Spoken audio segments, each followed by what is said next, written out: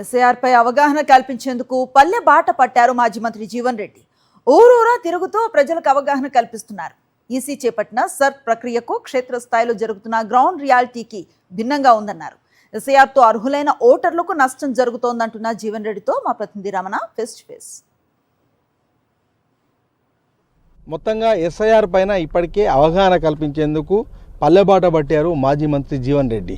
ఒకసారి ఆయనతో మాట్లాడదాం, చాలా కాలం తర్వాత ఒకసారి ఆయనతో విశేషాలు ఏంటి కనుక్కునే ప్రయత్నం చేద్దాం. సార్ చెప్పండి, ముఖ్యంగా ఎస్ఐఆర్ కోసం బాగా తిరుగుతున్నారు కదా, గ్రామాల్లో పరిస్థితి ఏ విధంగా ఉంది? వాస్తవంగా సర్ ఏదైతుందో ఇప్పుడు ఎన్నికల కమిషన్ పేర్కొనే దానికున్న ground reality is totally reverse, something different.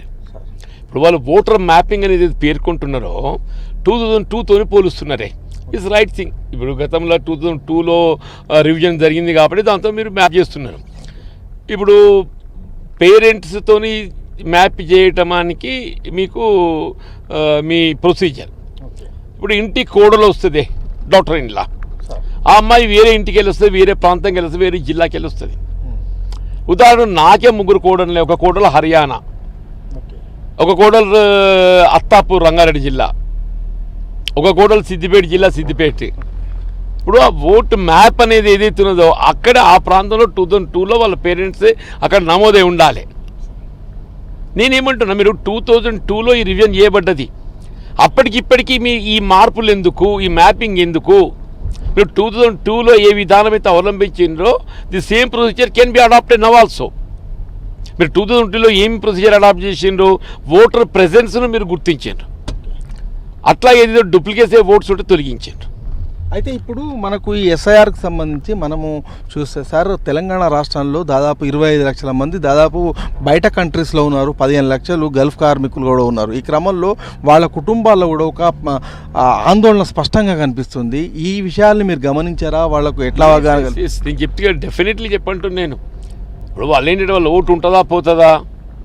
ఇప్పుడు వాళ్ళు ఏంటంటే సరే అఫ్కోర్స్ వాళ్ళు రాకుండా కూడా ఏదైతుందో 2002తో మ్యాపింగ్ చేసుకోగలిగితే కొనసాగే అవకాశం ఉన్నది. కానీ ఏమైపోయింది, the whole period is only 1 month. మీకు 25 జూన్కు ఆరంభమైంది, ఇది జూలై 24కు ముగుస్తుంది. ఈ 1 మంత్ లోపల ఓటర్ ఎన్రోల్మెంట్ ఫామ్ ఏదైతుందో ఓటర్ సర్వ్ చేయడం జరుగుతుంది. And again voter has to return it to the BLO. BLO has to verify and map it with the 2002. Suppose any voter returns it to on 22nd, 23rd, నీ 24th last ఉన్నది, నువ్వు ఎట్లా mapping చేస్తావు?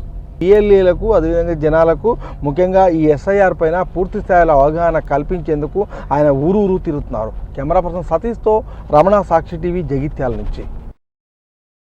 మరిన్ని updates కోసం ఛానల్ను subscribe చేయండి. Notifications కోసం బెల్ ఐకాన్ పై క్లిక్ చేయండి.